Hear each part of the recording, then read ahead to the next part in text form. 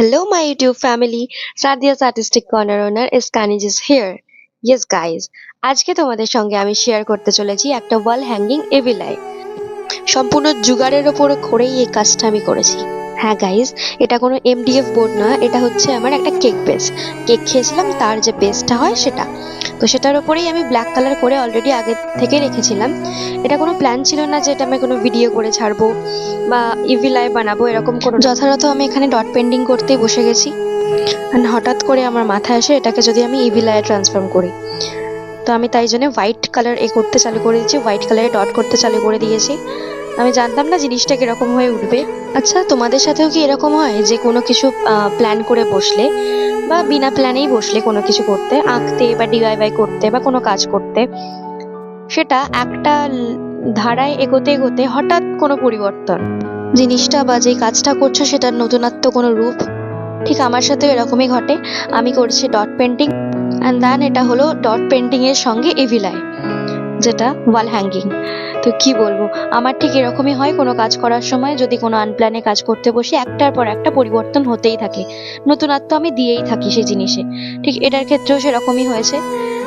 তো চলো এবার আসল টপিকে আসা যাক, যে টিউটোরিয়াল। এখানে দেখতেই পাচ্ছ আমি অ্যাক্রিলিক ফেব্রিক কালার ইউজ করে নিয়েছি। তো আমি ফেবার ক্রিস্টালের অ্যাক্রিলিক ফেব্রিকটা ইউজ করেছি এখানে।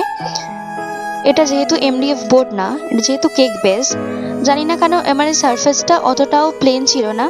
আমি যখন ডট পেন্টিং স্টার্ট করি তখন ডট পেন্টিংগুলো ঠিকঠাক, মানে ডটগুলো ঠিক গোল টাইপের হচ্ছিল না।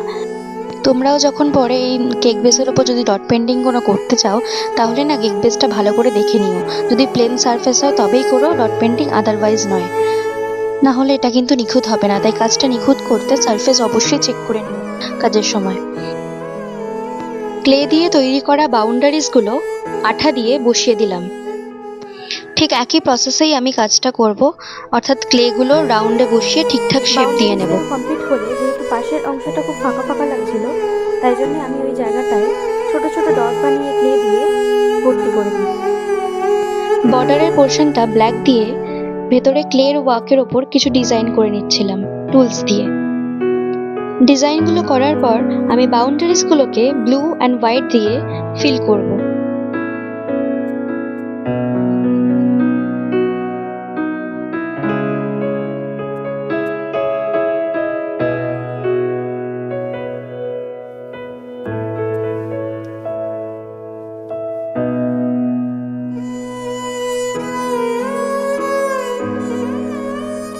And tada, my Evilai wall hanging is ready. তোমাদের যদি ভিডিওটা ভালো লেগে থাকে, প্লিজ কমেন্ট করো, like and subscribe and share guys.